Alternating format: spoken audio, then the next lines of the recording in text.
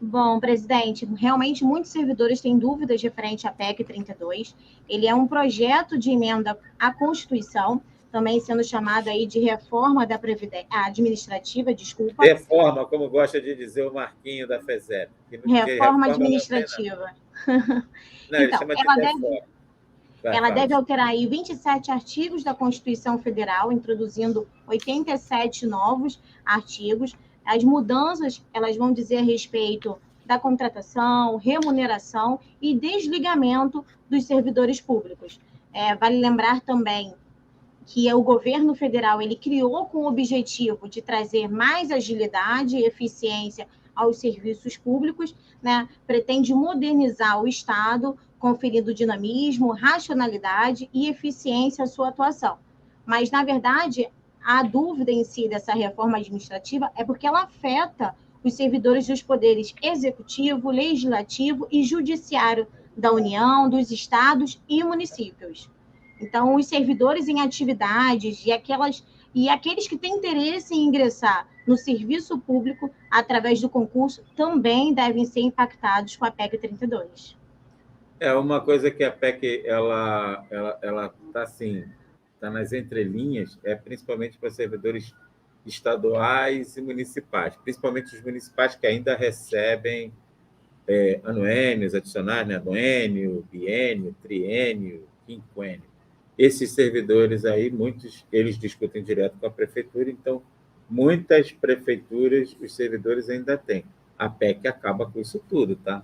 A gente fala muito para servidor público federal, mas estadual e municipal serão muito afetados. Servidor público federal, Vanessa, já não recebe, ou já não tem, né? Não tem o adicional como forma de retribuição por tempo. Quem ganhava está lá, e eu, por exemplo, eu tenho lá 13%, deve ter algum percentual, muitos aposentados têm percentual, mas os novos servidores já não têm mais essa discussão desse tipo de adicional de tempo de serviço. Existe, por parte do presidente do Senado, Rodrigo Pacheco, a intenção de voltar a concessão do tempo de serviço para os servidores do magistério. Na verdade, juízes e magistério não, judiciário, juízes, desembargadores, mas para a raia miúda, para a ralé do serviço público, essa discussão ainda não está acontecendo. Eu não gosto de usar esse termo, não, mas a gente também não está bem na foto. No caso, para o servidor, caso a PEC seja aprovada, o que é que vai mudar, Vanessa? Então, presidente, a PEC 32 ela vai decretar o fim dessa estabilidade para os novos servidores. Então, praticamente acaba com o concurso público, com a carreira, e ela vai abrir aí caminho para a ocupação política de cargos no serviço. Então, essa forma de ingresso ela vai possibilitar o apadrinhamento político. Que já acontece, né? De uma certa forma já existe. Isso já acontece, né? Mas no Serviço Público Federal a gente não vê isso funcionar muito claramente. A gente vê muito isso, principalmente nos estados. O município tem alguma coisa também, mas principalmente nos estados. Por exemplo, Rio de Janeiro aí, que é o CEPERJ, né? É o CEPERJ? Isso. É o CEPERJ que tem falando muito sobre isso aí. Como é que fica o ingresso? Na verdade, você já falou, né? Acaba o concurso público e como fica o ingresso... Isso, porque as formas de ingresso, como havia informado, que ela vai terminar, as formas de ingresso vão ser a partir de vínculo de experiência, cargo por prazo indeterminado, vínculo temporário, cargos de liderança e assessoramento. Nenhuma delas com estabilidade, presidente. Que é ruim para o serviço público, tá?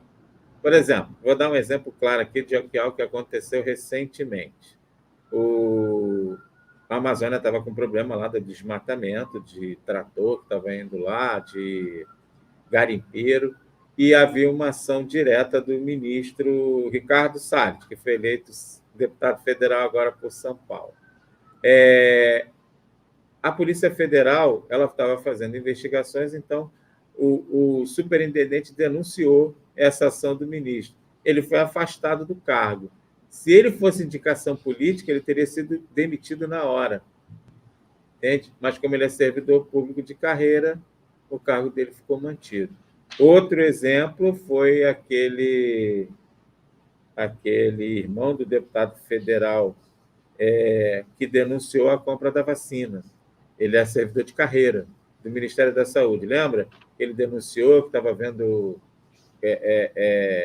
superfaturamento de R$ 1 por cada lote de vacina, cada lote não, cada vidrinho daqueles de vacina, servidor de carreira. Quando se fosse servidor por indicação política, ele teria sido exonerado na hora.